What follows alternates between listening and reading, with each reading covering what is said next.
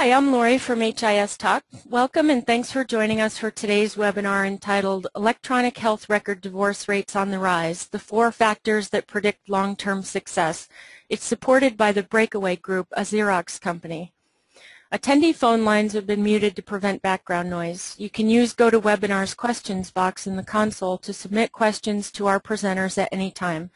The presenters will answer your questions during Q&A at the end. Today's webinar is being recorded, so you'll receive a link to the recording as well as a PDF version of the PowerPoint presentation. If you'll note at the bottom of the slide that's up right now, the Breakaway Group has a conversation on Twitter using #TVG Talks EHR going on during this presentation, so feel free to join that and contribute. We have 2 speakers today. First up is Heather Haugen, PhD. Heather's the CEO and Managing Director of the Breakaway Group, a Xerox company. She was named the successor to the business founder because of her deep expertise in health information technology and because of her passion for leading and developing people. Joining Heather will be Bill Rieger. Bill currently serves as Chief Information Officer at Flagler Hospital in St. Augustine, Florida, and will be serving in various technical and leadership roles as he has been for the past 24 years.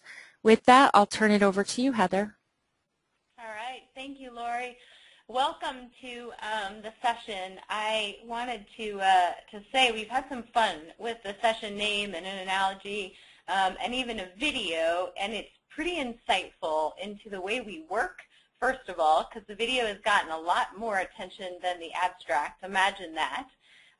And the reach of his talk. So pretty amazing how many folks see and hear what goes on his talk on a daily basis. So appreciative for the opportunity and to connect with some leaders in healthcare. So thank you for joining us today. It's a really challenging time to live and work in healthcare, and I say live and work on purpose because many of you do that. It's an incredible time of change, and there's a lot coming our way from a legislative perspective. So we're going to take a little bit of a dive today into, where are we and what does adoption of electronic health record really look like in this country, and what's some of the things that we as healthcare leaders can be doing to improve how we're using these applications, both for clinical and financial outcomes.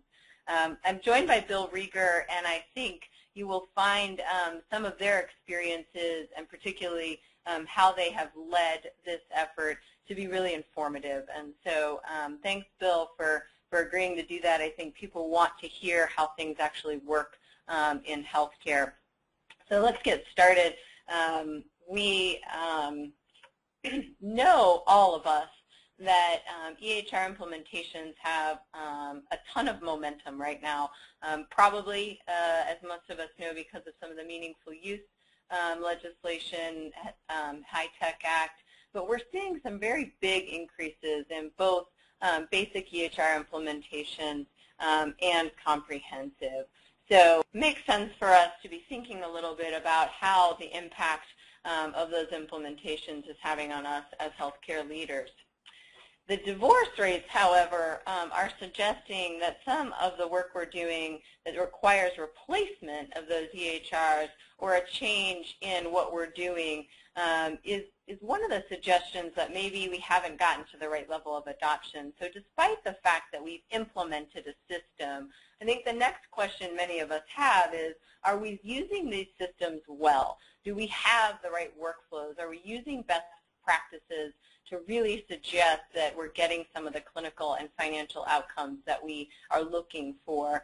And this idea that there's some dissatisfaction with what we're using today, again, kind of begs the question of where we are in really using the systems well.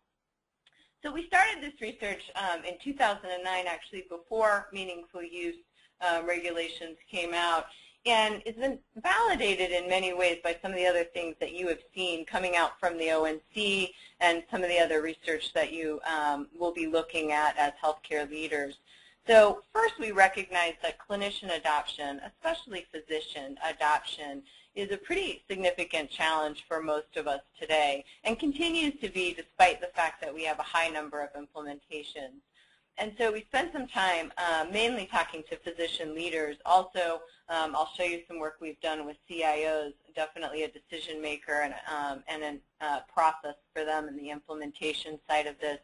And we identified the barriers to adoption and more importantly, developed strategies to overcome those barriers. So we're going to spend a little bit of time around the 5 areas that we think are the biggest predictors of EHR adoption today. And then Bill's going to take you through some of the things that they're doing at Flagler around some of these specific areas. The first and probably most important learning was that implementation and adoption are different things. You might say, yep, I knew that, but I will tell you that it's still true, especially on the ambulatory side of healthcare, that simply implementing an EHR and adopting it are thought to be one and the same. And as you go out and look at the literature, we continue to look at whether or not a system is installed as evidence of whether that system is being used well.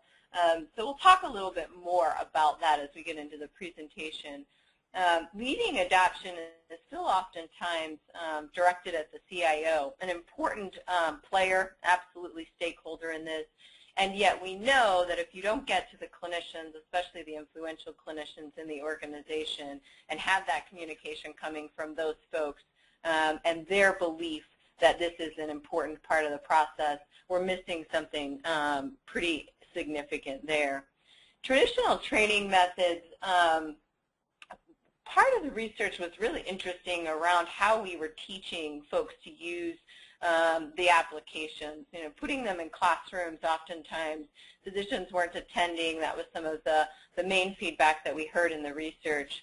And then next, and most surprising probably to someone that has a research background, is that we were measuring very little around our use of an electronic health record. Now, the truth is this has changed a little bit since meaningful use, but I recently had a conversation with a group of physicians from HCA that said this is still true today. Even though a lot of information is going into the EHR, there's very little of that coming back out to help us with either process improvement or real understanding of how it's impacting us clinically. So most of us would say, sure, we're measuring a lot of things right now, especially for meaningful use. But the question is, are we using that information then to tie back into improving some of the ways that we provide care or changing even some of the workflows for the EHR to ensure that that's happening? And the last piece that we learned through the research was that oftentimes we as CIOs, CEOs, physician leaders are in this process until go live. And after go live, we move on to our other projects and our other high priorities, and sustainment of this process is very hard to maintain in an organization. Whether it's turnover of employees or changes in roles, probably the most important one that impacts sustainment that we saw in the research was the upgrades. So people were saying, we don't have a process for dealing with the 2 or 3 upgrades coming our way over the years that we're seeing them. So this concept of implementation versus adoption, I'm going to play on the metaphor a little bit further that extends to the video that we created on divorce rates. But the idea of go live is very much like a wedding. All of you that have been through one know this or supported one in a vendor type of role. You're getting ready, you're preparing, it's an important event in the organization, and the truth is that when it's over, sometimes we don't have a strong appreciation, I think, in healthcare for what it's going to take to sustain the marriage long term. We aren't thinking through the communication, the commitment that's required from our staff to really ensure that this happens, the resources sometimes that we're going to need to do that. So this concept of a wedding versus a marriage is a pretty good way to think about a go live versus long-term adoption. How do we ensure that we're actually getting the outcomes that we need out of the use of our electronic health record? So we've done some additional work with CHIME, the College of Health Information Management Executives, which I'm guessing most of you are pretty familiar with, about 1,500 CIO members. And we spent some time talking to that group about the difference between implementation and adoption. And the question we were asking is, what of the applications in front of you have you installed? That's the blue number. And of those applications, which would you say 75% of your physicians use the functionality according to prescribed best practices? And this should be, a little intuitive to us, and yet I think we don't always think through where we should be spending our time in these areas. So testing and imaging results, pretty simple stuff. If it's there, it's fairly easy to use. And then all of us know that CDS and CPOE are very challenging workflows and change very much what we're doing as clinicians in the actual application. And so the adoption rates there are much lower. So the good news is we know where we need to focus, and we already know that these areas are challenging, but how do we really go and improve adoption in the specific areas that we know will then drive quality and safety? And I think that's a big take-home message here, is that when you hear and read in the literature that an EHR doesn't improve quality and safety, if you can't get to some of the advanced functionality that actually will improve quality and safety, that's where we're not seeing some of the outcomes that we expect from our electronic health records. So this piece of adoption and not getting there is really important in an area where I think we need to do some focus and work there. So for some of you, an analogy only goes so far, and I'm that way too. So what is the difference then between an implementation and adoption? And I think if you go and look at what some of the CIOs, CMIOs are doing in the organizations, those that have an implementation focus, for example, the ownership of that is typically in a technical or IT capacity. Again, very important part of this and a milestone, but not the most important. From an adoption perspective, the clinical piece of this is a much more critical adoption metric. Moving down here to workflow expectations. When we're in implementation mode, we're trying to figure out how to mimic either a paper process or an older electronic process, and we're thinking about adoption. Redesign starts to come to mind. What are we going to do to really ensure that we can use this application to change the way we're providing care in our organization? So a pretty dramatic shift in how we're thinking about that. You can see some of the others here. I don't have to walk you through them. Depending on where you are in the organization and what you're focused on, I think it's really important that you begin to move towards this adoption mindset. Not a hard thing to do, actually. As a leadership team, I think when we get focused on this adoption side, the implementations actually go much better anyways, and we sort of get the 2-for-1 there. So leading adoption is often misdirected towards IT or CIO. When I say that, sometimes I hear a few grumblings like, well, that's an important part of this process, and it absolutely is. But I've talked to many CIOs who said to me, I've been asked to make clinical decisions about this system, and that's inappropriate, and then we wonder why they aren't being used well. So we're in a hurry, and we oftentimes are not engaging the folks that really need to be there. So change management is the concept here. All of us know it well. The problem is, I think that can get to be an enormous effort. And so if nothing else in your organization, my suggestion would be that you at least focus on engaging the clinical leaders. So the idea to govern and inspire the team around what it is we're trying to accomplish. And it's a pretty strong communication message. When I go out and talk to whether it's CEOs or CIOs, CMIOs, be informed, communicate, remove barriers. You guys have seen these organizations where communication is happening and the ones where the communication is not happening at those levels. I have a couple of suggestions around how to improve that in the organization. This tone at the top is a concept of how do we ensure that the message, the branding around our EHR effort is really consistent across the organization. Of course, governance, very important there. And the one that I think leaders oftentimes haven't thought through is the how do I stay engaged for the life of the application? That's kind of scary because it means you're going to spend a fair amount of your time on this, But I think when we don't, adoption starts to wane in the organization. Now, of course, the level of engagement is dynamic. It depends on what's going on with the application and in the organization. But we have to commit to that level of engagement.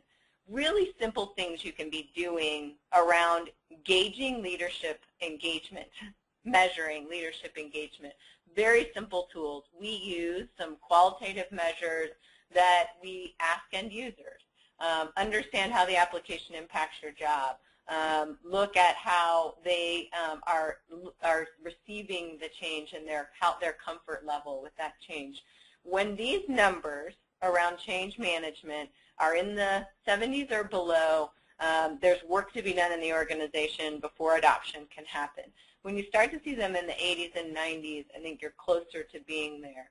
The research suggested that engaged leadership was the on-off switch for adoption. The on-off switch, meaning that if it's not there, adoption is almost impossible. If it is there, adoption's more likely to happen. So I think this piece seems soft to people, and yet organizations that do this really well definitely benefit from it. I use Health South as the example here because I think they've been through a nationwide EHR implementation across the country, and they did a tremendous job at this. However, the first time they did this with their radiology information system, they didn't do nearly as well of a job here and struggled with adoption for a very long time. So really understanding where those numbers are is important. So the next thing that we learned around adoption and the predictors of adoption was the importance of educating the actual people doing the work. This does not come as a surprise to any of you, and I'm going to not call it training on purpose. So I think getting people proficient, really understanding how adult learners learn, and doing that fast matters. So sometimes our belief is that if we put people in a classroom for long enough, they'll learn something. And if you're a clinician, I want to do the exact opposite for you. I want to get you back to treating patients. So getting you through the education portion of this as fast as possible in a way that makes sense for you as a clinician is really key here. So the difference between training and proficiency is something that I think we have to get a handle on in healthcare. There are a lot of other industries that have moved to this place of really understanding the difference between training and proficiency. Training is typically a one-time event. It's in a classroom and it's scheduled. So back to our wedding metaphor, if you miss the wedding, you've missed it. It doesn't happen again for you. So the goal of training is typically mastery, and I think this is an important concept for us to recognize. All of us, whether we teach or in some way are in front of people in a classroom, want to teach people everything we know. We want to teach people the 150 things that Meditech, Epic, McKesson, whatever application it is, does. And when we're done with them, they can't remember how to log into the system. So if we move to a fluency goal, this accumulation of experience in the actual application, anytime, anywhere, and fluency means that when someone logs into the application, that they're capable of using the application to perform their job role. Really important, to perform their job role. What happens then is that their knowledge is at the right level for them to use the application and begin to gain some confidence. The learning literature talks about the strong tie between knowledge and confidence. The more knowledgeable I am when I log in for the first time about the key things I have to do, the more confident I am and I want to learn the advanced functionality of the application. If the first time I log in I can't complete a simple task, I begin to blame the application and think that the application isn't going to work well for me. So the commercial airline industry had a similar problem to what we're experiencing in healthcare in the 1980s. They were actually manufacturing airplanes faster than they could teach pilots to fly them. They had moved from an analog deck to a digital flight deck. And in that process had to do some retraining of pilots around how to operate the airplane. We do the same thing with physicians, nurses, pharmacists today in an electronic health record. We change them and require meaningful use guidelines for them faster than we can teach people to use them. So why not, how the commercial airline industry continued to solve this problem is through flight simulation. So this concept of simulation, of actually going in and being able to put your hands on the keyboard and complete a task. A couple of really key take-homes for this concept are that it's workflow-based, that it's task-based, meaning that someone's completing a task associated with their role, and that it's specific to their role. So adult learners want relevant, high value, and kind of a realistic time commitment when you're teaching them something new. So knowing that allows us to think a little bit about how we use simulation. The other really important concept around simulation is this fast failure. So what do you remember about your chemistry test from your freshman year in college is what you missed.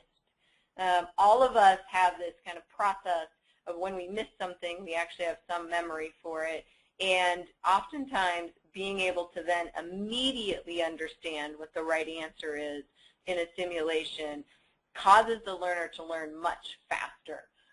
So that concept is an important one. The next is muscle memory. So for all of us, whether you work working in email or a Word document, have a certain muscle memory for where things are in the application, and it's something that you can practice prior to. It's how you get fast at using the application as a clinician. Now, the truth is that organizations can do simulation in a lot of different ways. And I want you to start thinking outside of the box about, can you give tasks to your organization or to clinicians to do in a learning lab, for example, or in a sandbox. So those are the kinds of things you should be thinking about when trying to get to this concept of simulation. So all learning should be role-specific. Just a couple of take-home messages for how you might apply this in your organization. Utilize scenarios. You need to teach and reinforce that workflow. Sandbox activities are an excellent way to do this. I've talked a little bit about fast failure. And then don't forget that learning must be bite-sized. 5 to 10-minute segments. You know, that seems like really challenging when you're developing learning, but if you can get it into those bite-sized pieces. We've heard from physicians as they've used simulations that are in that 5 to 10-minute, you know, this is easy. I can learn something between patients after I'm at home at night in these bite-sized pieces and actually remember it. So really reinforcing that. And then we recommend, and I think good idea, to go and actually visually verify that this is how people are using the system in the actual environment. So peer-to-peer network of going through and saying, hey, I'm going to spend some time watching you today do some of this work to make sure that you're following the workflow and best practices. Metrics. An area where I think we continue to struggle in healthcare is to ensure that an electronic health record gets us to the clinical and financial outcomes that we expect. Some of you have the ability through a learning management system to track whether or not users have completed learning, and that's one place to start. The next place to go is to really understand where people are clicking in the application or how they're using the application. One of the things that we have started doing as a result of part of the research and our work in healthcare is actually tracking in our simulation where folks are clicking. What that allows us to do is look at a population of users and say, this workflow in particular, step 3, confusing. How do we either change the workflow or educate users so that you can get them faster at using the application or more effective at using the application? The other thing that happens here is once in a while you'll come across a couple of people that are struggling with very specific areas of the application, and we can go back and do some one-on-one kind of coaching and mentoring. At the scale of many organizations, this one-on-one concept doesn't work well, but if you can go identify and use the data to know the people that you need to go see, it makes it scalable. So that concept of metrics is important and very reinforcing. I would say that the biggest reinforcement for a clinician, nurse, physician, other, is to start seeing some of the data and information, or to understand where their proficiency is lower and start to focus in on those areas of the application. We were out observing folks using an application as part of our next set of work around optimization, and it was amazing to me how many people hunt for a portion of the application every single time they use that functionality because they start from a different screen. And so imagine if we could get back to some of the discipline around those workflows and not have people, oh, I can't remember, do I get there this way? Nope, that's not right, do I get there this way? Okay, I'm finally there after 3 or 4 or 5 clicks. So that productivity piece of it is an area where you can start to work there. So you can't measure clinical and financial outcomes until you really understand if people are proficient in the application. And a big drive-home, I think, learning message for all of us in healthcare is that we quickly jump to, are we getting value from CPOE before we understand if people are using CPOE and using it well. So we have to start there if we want to go measure those clinical outcomes. And then define them, beyond meaningful use, define 2 or 3 things that you're going to allow clinicians to have some insight into. Share data often and early. Again, a huge frustration today, I think, among folks using these systems, and I hear them say it, is I've been entering data in this system for 2 years, and no one has shown report or information about what it's doing for our care. So if you want that kind of tie back into leadership and their belief that this is actually worth something to them, we get a little bit afraid, I think, of the data that comes out of our EHRs, and we're not sure how to use it based on providing information. And don't forget about financial outcomes. Oftentimes we get in the details of clinical, but the truth is productivity and some of our uses of the application tie back to several areas of the organization, and we need to be cognizant of that. The really important learning that we've gotten from clinicians around this is use the data to drive process improvement. The truth is that an EHR probably doesn't, on its own, improve much from a quality and safety perspective. Of course, it helps us not enter wrong medications and doses and things like that. But once we get and learn that, for example, not everyone that comes in to a primary care doctor's office gets their immunization, what that allows, what is it that happens in this office that keeps that from happening, and how do we improve our processes to ensure it happens, and then use our EHR to track our improvement in those areas. And then capitalize on the competitive spirit of clinicians.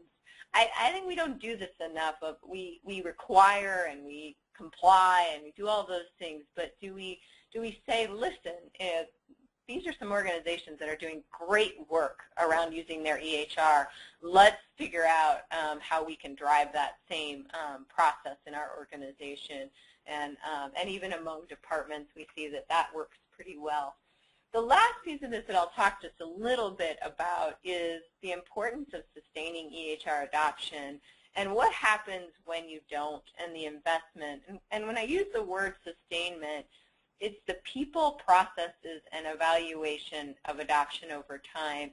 And this bleeds probably almost into optimization, and we'll talk about that a little bit. The most important concept here is that adoption is dynamic. And if you think it's staying the same in your organization, you're probably not measuring it. So typically what happens with a brand new application is that we get prepared, and then we implement it, and we use it. And if you invest a fair amount of resources and process, you get to a pretty good level of fluency usually. People are capable of using the application.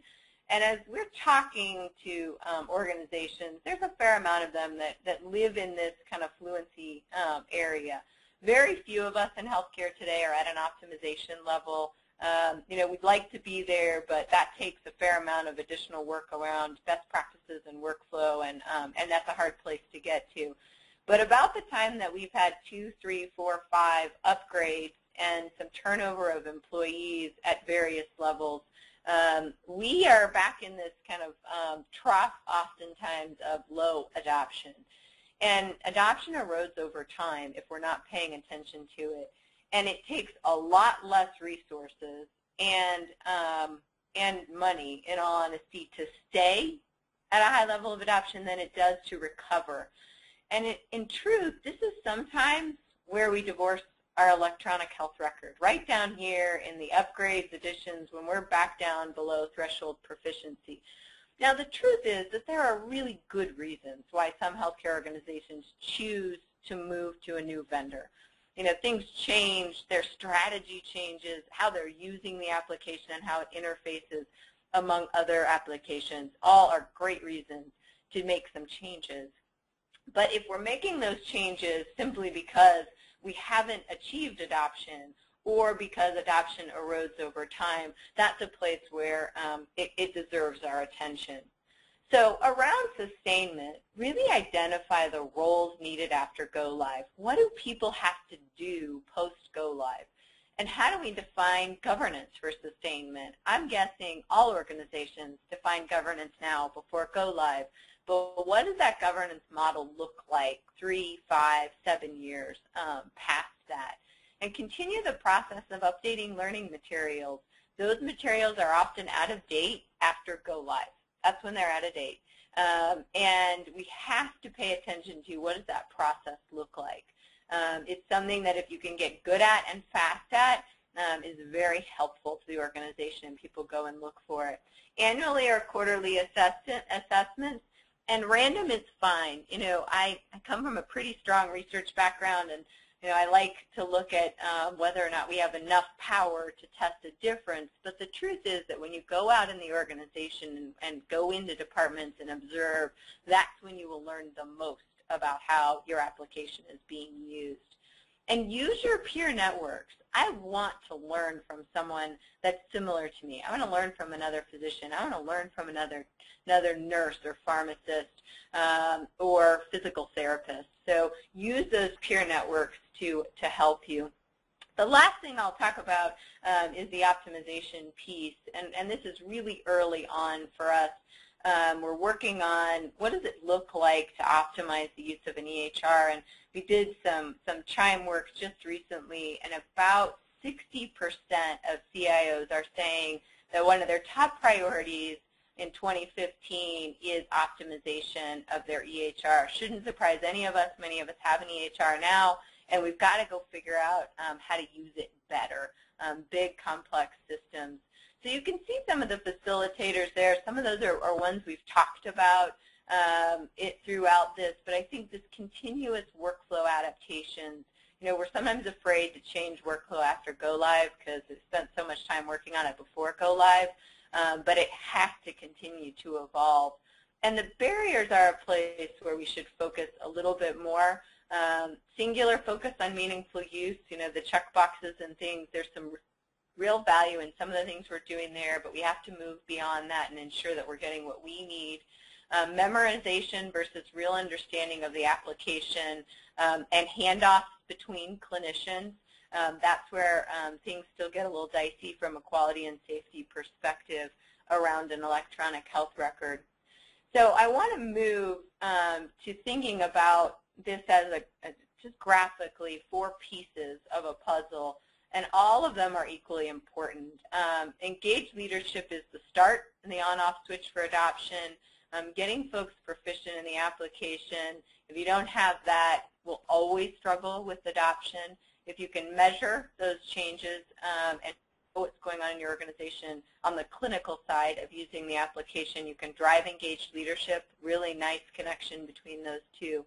And then give some thought to how you're going to sustain it, because it will probably be the piece that either makes you the most successful around using your application or considering to move to something else. And I'm going to hand over to Bill Rieger, who I think has some really nice insights into ensuring that we get to the right place around adoption. Well, thank you again, Heather. That was a great job. I'm just going to go through, kind of what we've done here in our implementation of our EMR. My name is Bill Rieger. I'm the CIO of Flagler Hospital. We're a single hospital system in Northeast Florida. Right on the water there, that's the Intracoastal Waterway in that picture, which runs parallel to the Atlantic Ocean. So life is tough for me here, I'll tell you. Flagler's a 335-bed hospital. Just to give you some insight, we don't own any of our physician offices. We partner with them. We are in a clinically integrated network in partnership with them, but we don't own any of them. So all of my comments here really will be relative to the inpatient implementation that we had last year. And we did go live July 1st with just about the kitchen sink with regards to EMR capabilities, lab radiology, surgery, revenue cycle, all physician documentation, nursing documentation, HIM. There's probably a couple of others that I'm forgetting, but we did have a big bang approach last July. We were on, this was a divorce situation. We were on an EMR for about 18 years, and we decided to make a move.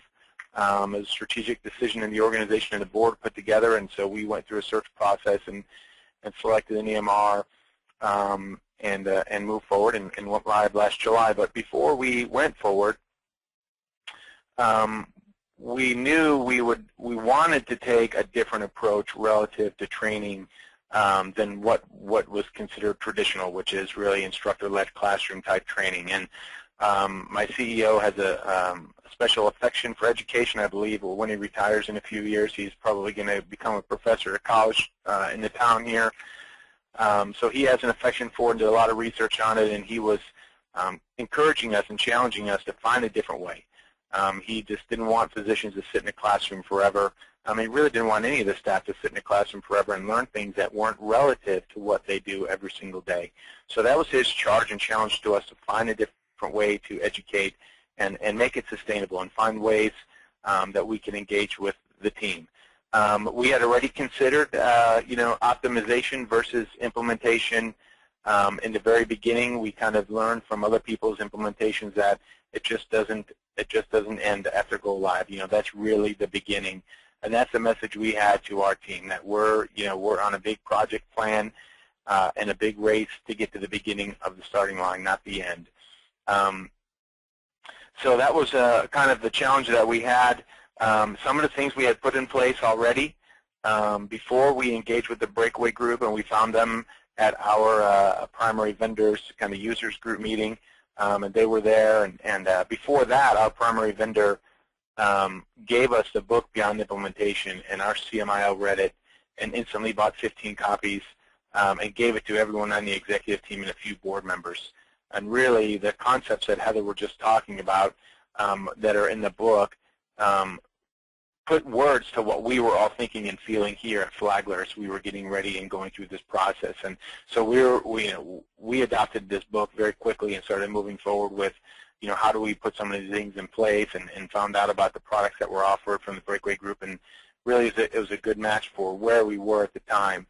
So what we did to engage leaders, there's a couple things. If you want to move to the next slide, Heather.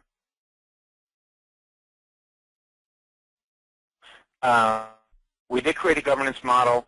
We did create an interdisciplinary patient-centered team, and we did, do some things to engage staff. And I'll talk a little bit about each one of those. We had a governance model. We had an IT steering committee. We have a board IT committee, and we had a physician IT committee. I want to start really with the physician IT committee, because that was the group that ultimately made the selection or the recommendation to the board for which EMR we selected. So this group, we call it the PIT crew, still meeting today. It's been meeting for probably 3 years now. This PIT crew is empowered by the MEC, Medical Executive Committee, through bylaws to really be a decision-making body. So the PIT crew was able to make decisions for how we were going to document in the medical record, how workflows are going to happen, without having to go to the MEC or to the medical staff for approval every single time, which was extremely important. But they were making a lot of decisions and needed that authority to make those decisions. So that was a huge step our MEC made to give them the authority to make those decisions. The PIT crew is led by our CMIO. We were very fortunate to have Dr. Sanders in our community. Before he was an MD, he was an IT guy, and he wrote programs for a couple of different organizations. So he actually ended up writing his own EMR that he used in his office for 25 years. He became our CMIO, and he and I are peers in the organization. So he doesn't report to me, I don't report to him. We both report to the CEO. And I think that's an excellent model because his role is extremely important in our organization. And really, I did something that may not be traditional in these implementations, is I took a back seat to him. And he's the one who stood up in front of the staff, the clinical staff, the medical staff, and gave updates about where we were. I gave him all the supporting information, helped him put the timelines together, and did a lot of heavy lifting in the background with the project team. But he was really the one who had the clinical credibility and needed to be up front of those people. There was about 20 MDs on that team. In addition to the PIT crew, we had a nursing leadership team. We had a series of several SMEs throughout the organization, subject matter experts, that we gave some additional training to. And then we did some things relative to staff engagement. So when we had our kickoff meeting, before we had our kickoff meeting, we had a project naming contest. I think it was someone from HIM actually that came up with the name of iCare, iConnect for our project. And there's a picture of me when I was at, I think, my vendor's event where they had someone and they write on your arms and then take a picture of it. It's kind of a hello world thing. And I wrote iCare, iConnect on my arms in big markers and took a picture. And so did our CMIO, and so did a few others on the project team who were there. And we used those pictures in some of our engagement events just to make sure that people know we are all in here. And at that first event, because our project was called iCare, iConnect, we had to connect, the Xbox connects up all over the place, and we had a lot of communication, a lot of energy, just a lot of participation from our staff. We began the presentation with a flash mob from the IS department and the project team, which was really fun, really cool. We made a video, it went a little viral, not viral by HIS talk standards, but it went a little viral out there. If you want to look at it, you can. It's kind of the EMR video from Flagler Hospital where we went around with a camera and a song and had different people from different departments just dance. And really, it was a great engagement point, and something we did not anticipate there was as we were going around to these departments with the camera and the boombox playing music, people started asking a lot of questions. Now, tell me again, why are we doing this? And what's this? And what's this? And what's that? And how's it going to impact me? And there's really good touch points for us, and they were unanticipated. We didn't expect that these questions would come when we were walking around with the camera and the radio, but they did. So we used every touch point we possibly could. After that event, about maybe a year and a half later, we were done with the build. We were really finishing up our testing and just about to get into training, and we had what we call a project reboot event, where we had another event of engagement.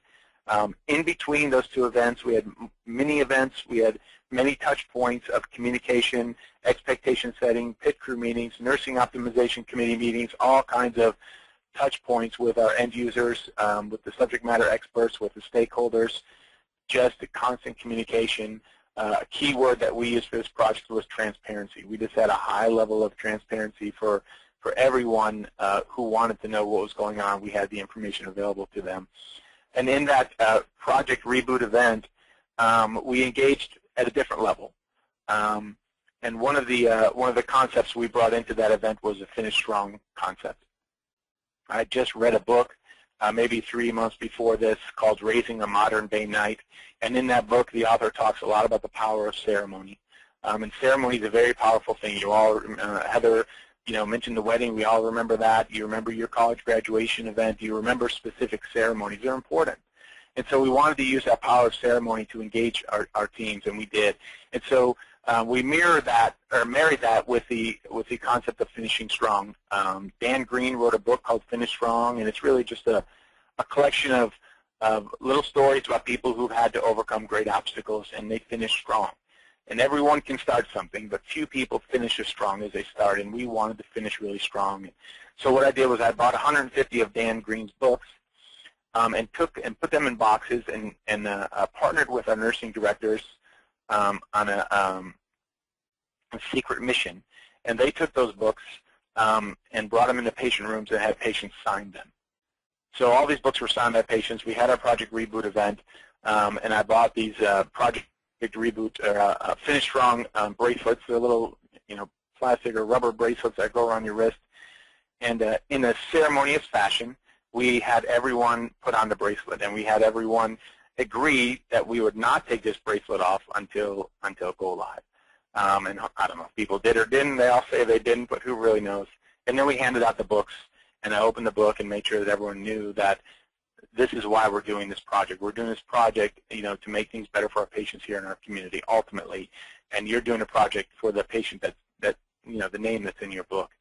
And since then, we've used these books. Most projects that we have now in IS that are of significant size, we open one of those Finish Strong books and look at a patient name, and we name the project after the patient name. So our big Community Connect private HIE project is called Project Kimberly. And we just randomly opened the book and looked at the patient name and said, okay, that's going to be the name of our project. So during that process, we were able to engage patients and explain to them what we were doing. And so the word started to get out into the community a little bit about what we were doing and how we were doing it. So we took staff engagement very seriously, and I think the next slide really talks about some of the results of that engagement efforts. We saw this slide earlier in the presentation, but this is our data here, and I think this was taken at the Project Reboot event, if I'm not mistaken. And people, generally knew what was going on. They knew where to go when they had problems or when they had questions. We were actually very happy with these results here, and we're glad that our engagement and communication efforts were paying off. The training approach we took, we had to do a little bit of a mixed training approach because we had,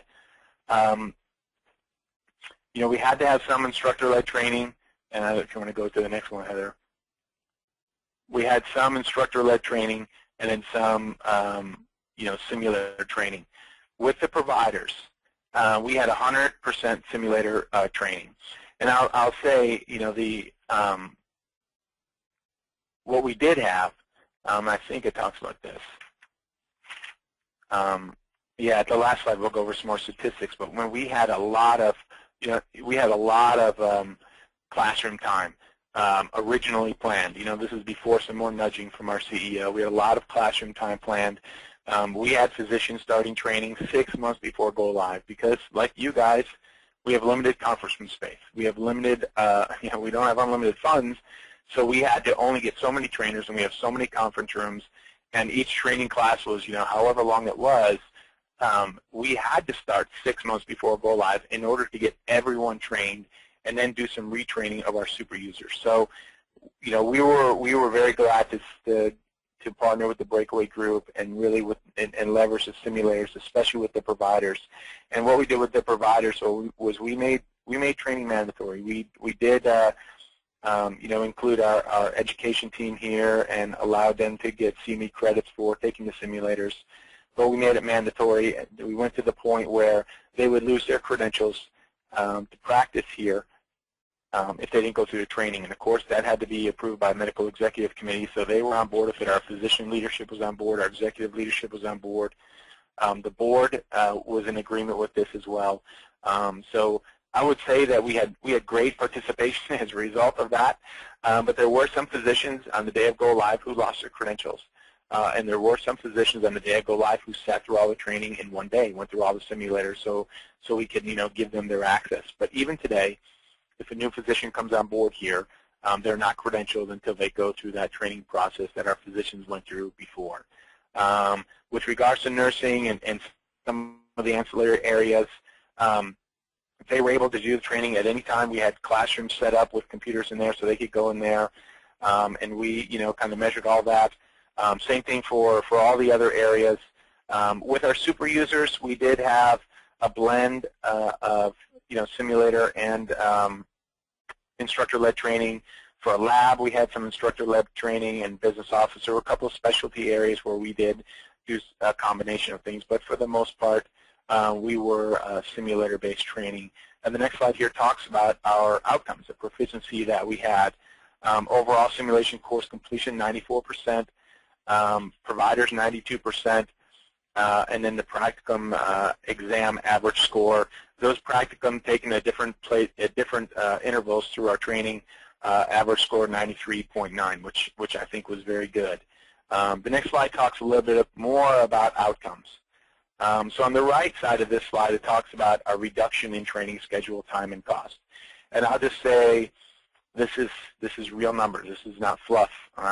We really did experience this savings, and you could just imagine if you're not in the classroom all the time and have to provide those trainers, that there's going to be a significant savings. And this, the screen before that talks about our proficiency and the level of involvement that we had. So we didn't miss a beat. We didn't miss any training opportunities by really trying to leverage the simulation module. And the exam scores really prove that, the practicum scores. So we were happy about that. From a training perspective, what we're doing now is developing what we're calling our 201 curriculum.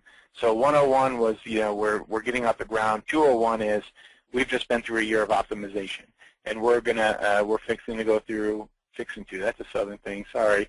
We're about to be going through our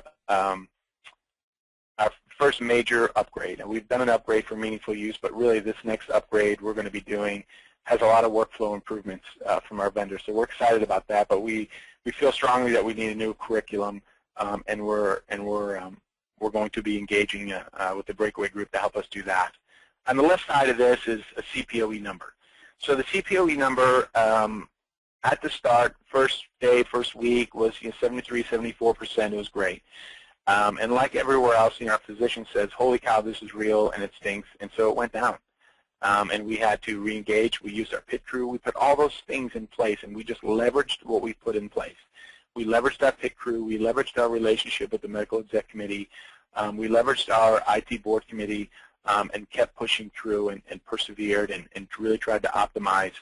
So now, a year and a couple of months later, we're up over 73. We're probably at 77% now CPOE. And I would report this number to the board every month. And, what I want to stress is that CPOE percentage doesn't equal user satisfaction. CPOE percentage equals user compliance. And if you just want compliance, then you don't have to do all this stuff. Meaningful use will force compliance. If you want user satisfaction, and that's really where I think the value in these systems are, is when you have user satisfaction, you have engaged users, you have people thinking, wow, how could I do this better? How can we use this differently? What could we do with this data and this information? And how can we make things better in our community? That's a satisfied user. That's somebody who's engaged in the process, and that's what we're looking for. And that's really what optimization and continued focus on adoption is bringing us. I've heard it from CIOs. They say that optimization in your first year equals poor implementation. And I say that optimization equals the fact that you have human beings using your system, and you can only get so much information from them during the process. And when you really start to use the system in the first 90 days, 6 months, they start thinking. When it becomes habitual to them, they start thinking it can be done better, and how can it be done better? And then you really get good engagement. And that's when you have to have those optimization tools kind of at your fingertips. And we have, besides the pit crew, we have a ROC team, which is our optimization committee. We have our revenue cycle optimization committee, an ancillary optimization committee, and we will keep these committees. These are our ways to keep engagement. These are our ways to continue to improve adoption, and all these things were birthed out of the methodology that we started using, when we got involved with the breakaway group. So I hope, my explanation of what we did here at Flagler and how we, leverage this idea of adoption versus implementation was helpful, and that's really all I got, Heather. Perfect, Bill. Thank you very much for taking us through what you did at Flagler. And we have a couple of minutes left. I would love to hear from a few folks. If you have questions, I think Lori can help us facilitate that process. Lori, have you seen any questions so far? I have, Heather. Just as a reminder to the participants, you can use the questions section on the GoToWebinar panel to submit your questions to Heather and Bill, and we'll pose them to them. The first one is, what do you recommend to leaders when physicians won't participate in training? I know Bill touched on that a little bit, but can you expand on it? Yeah, Bill, I'll start and then maybe you can follow up.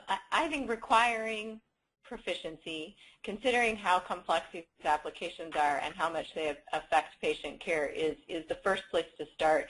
And then the other, I would say, is starting to share data with them, starting to share where we are as an organization. You know, when you start measuring some of the outcomes from using an EHR, things actually seem a little worse, but it's typically because you're finding the things that you didn't know were happening prior to your electronic health record. So physicians are pretty analytical, and I would say giving them some information and data is one of the best ways to engage them.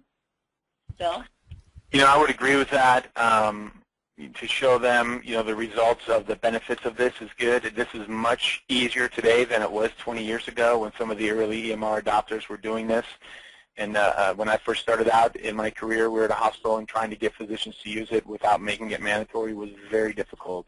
It's a lot easier now. We have a lot more tools, you know, but as I said before, you could have, you know, engaged users, or, you know, you could have just compliant users. And to get the compliant users, there's got to be a benefit, and showing them the benefits today would be good. I think on the other side of that, it does take strong physician leadership. The board can push so much, the CEO can push so much, but when they have peers pushing and seeing that other people are using it, you know, that's a good motivator for them. Yeah. Okay, great. Everett and Michael asked practically the same question about simulations, and asked if you could describe in more detail how they're put together and organized and what they are precisely. Some of the planning and development and execution and support. If you can talk about those things regarding simulations, that'd be great. Yeah, it's core to one of the things that we do here. So I'll talk a little bit about that, and then I'll tell you that I've seen organizations kind of use this concept in different ways. So the simulation really is a screen capture of the test system or the actual application. That's really important. The fact that you could produce something that was sort of similar to what they were using is only okay. So learners want relevant information. So does the screen look exactly like what I'm expecting? And then literally it's task completion. You know, here's a scenario that you as a nurse would walk through, and here is the process of going through it. Our system does some neat things, I think, where that gives the user feedback. So, you know, if you don't click in the right place twice, it'll actually tell you where you should have clicked. That's that fast failure concept. Ways I've seen people do this without the more complex systems like what we develop is to put some scenarios in front of people in kind of a sandbox environment.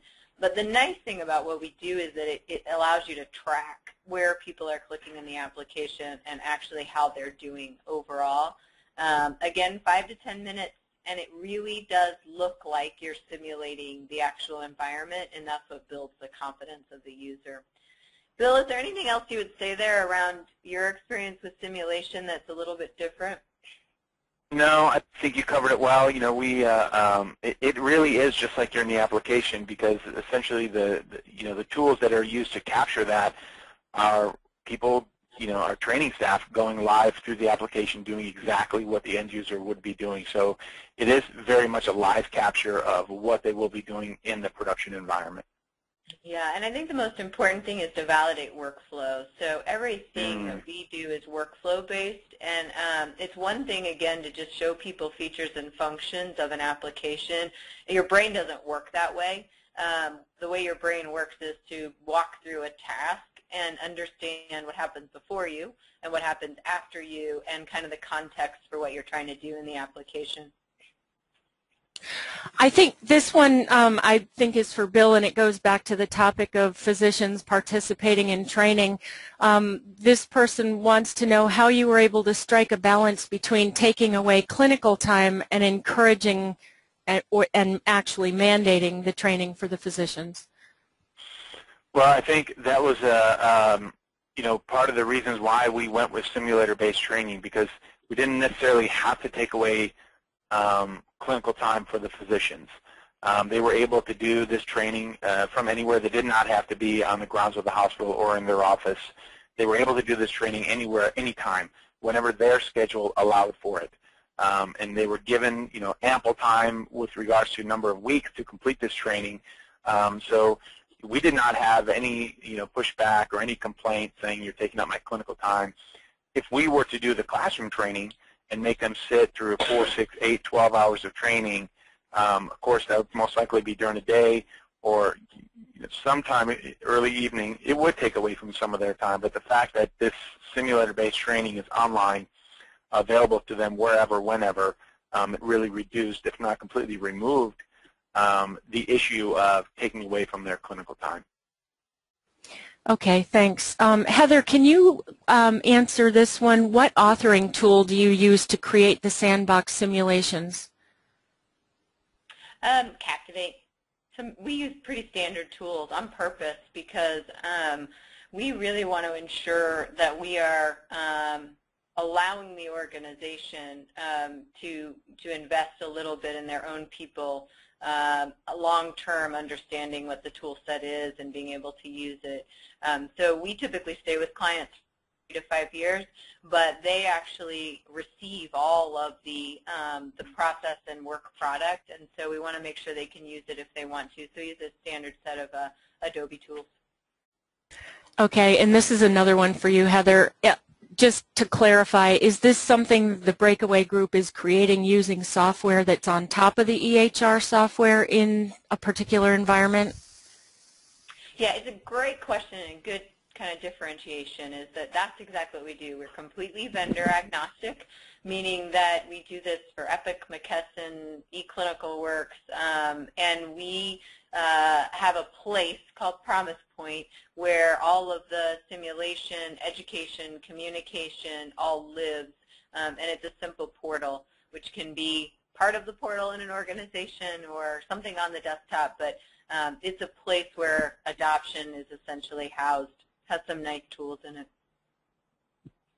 Okay, great. Well, that was our last question, so that concludes the webinar. I want to thank everyone for joining us today, and thank you, Heather and Bill, for a great presentation. Attendees, watch your email for links to the recording of today's webinar as well as a PDF version of the PowerPoint presentation. And this one will be a little bit different because if you did not already request the book, Beyond Implementation, A Prescription for Lasting EMR Adoption, I'll also include a link to a form you can complete to request a copy of that book, either hard copy or Kindle version. So again, thank you everyone for participating and enjoy the rest of your day.